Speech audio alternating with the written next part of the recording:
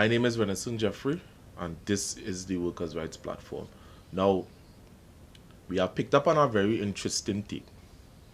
And the reason why we feature other people on this take and all the takes on them is to show you or to try to draw to your attention that it's not just us alone is thinking so.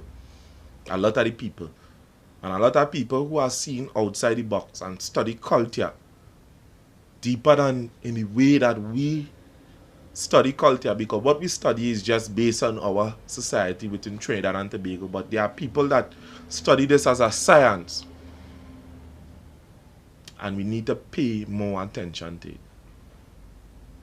Now, we are going to play the video that you see up in the corner. Yeah. So you could have a better idea about what is taking place. Listen to this. But here's three things that keeps Africa enslaved to the Chinese and the white man by virtue of their politicians. Number one, we have been distracted in America, the Caribbean, Africa, all over the world. It's a Pan-African problem.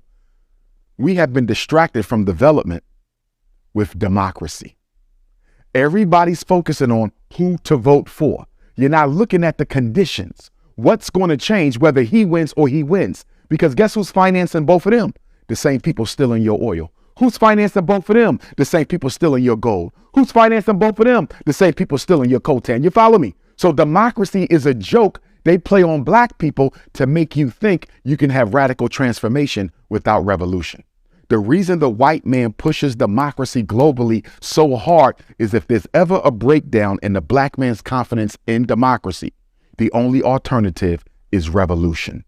So that's number one. Democracy is a distraction from development. Number two, when I travel, especially Africa, but it's true in the Caribbean also, black people are more concerned with their tribe being in control than they are with liberation from foreign control. Are you following me? I've seen it. So when the elections is coming up, it's not about freeing us from white supremacy or Chinese imperialism. It's about, are my people going to be the president? Is somebody from my tribe going to be the prime minister? And because they're more concerned about tribal imperialism than African independence, this democratic scheme that they run on black people continues because we're so petty and so small in our thinking. I just want to make sure his people don't get the presidency. I'm not even looking at the bigger picture. The white man knows this. The Chinese know this. So they come in, exploit, finance both sides. So no matter who wins, they get all the resources. And then the third issue is most African leaders and Caribbean are foreign educated. They go to Britain for their education. They go to France for their education. They go to Belgium. They come to America for their education. And what did Dr. Carter G. Woodson say in Miseducation of the Negro? The college-educated Negro is seldom of any use to his race because the education he gets is an education that takes him away from identification with his people. So most of our African and Caribbean and American leaders are Negropean.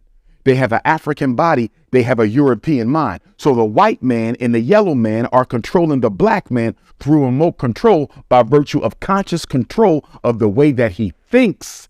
The entire thought process of the African leader, there's a few exceptions, but for most of them and the Caribbean, the entire thought process is that of a white man. How can we get free? Well. How can we get free? Now, when we would have spoken something concerning the referendum, we was met with sharp criticism. Referendum is what will put this thing back on an even keel. It's a hack that will destroy this yoke that the real controllers of this economy have on us. Referendum will destroy that yoke. Because we can see for over 50 years,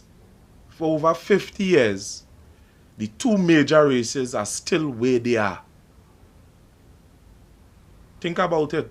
The black man thought he had this kind of political power, and the Indians would have resorted to agriculture. Now they are reaping the benefit. Now, none of these things was conscious decision on both of them. Nobody wouldn't want to just be forced. Because the black man was on top, he had this government, and they used to pull plenty of them in thing. And it still had strikes back then. It still had strikes because when you would have to be of high color to work in certain places.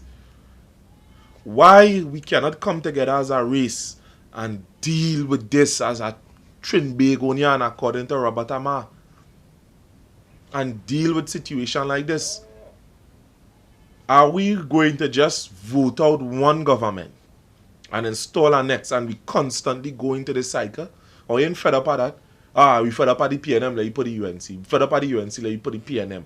What is this? Are we so forgetful? That 5 years that past day, one administration take, we forget the next one. The problem is the policies that is not being put into place.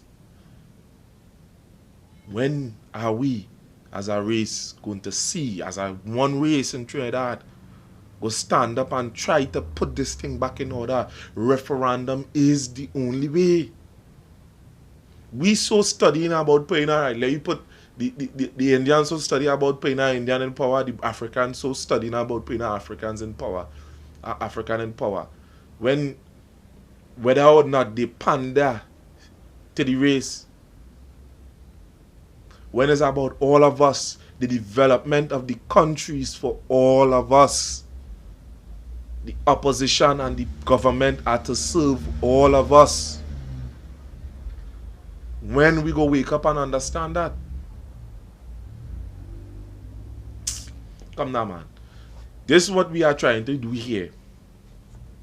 I know this is an uphill battle for people to understand, because right about now, there are people that is benefiting from these broken conditions that we have in Trinidad and Tobago. There are people benefiting, and they want to continue to benefit. So they will always find a way to fight down the message. You go use all kind of attacks ad hominem. You understand? Regurgitated attacks. They go use striking words. Hey, this man talking nonsense. But what are we benefiting over these years? What? We have to continue so?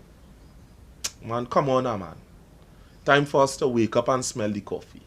It's about time for us to change the perspective of how Trinidad. It might take a while. It might very well take a while, because there are a lot of people that is locked in this cultural landslide. That when election comes, something does go off in the brain, yeah, like you think. Like it innate.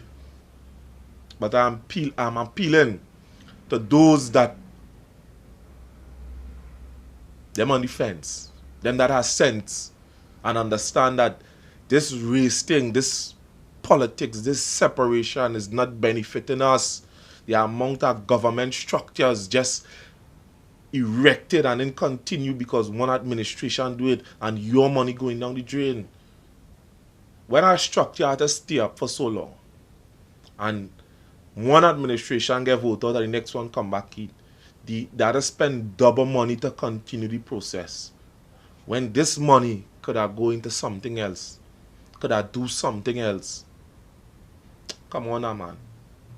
It's too long we're going through this, and this thing need to change.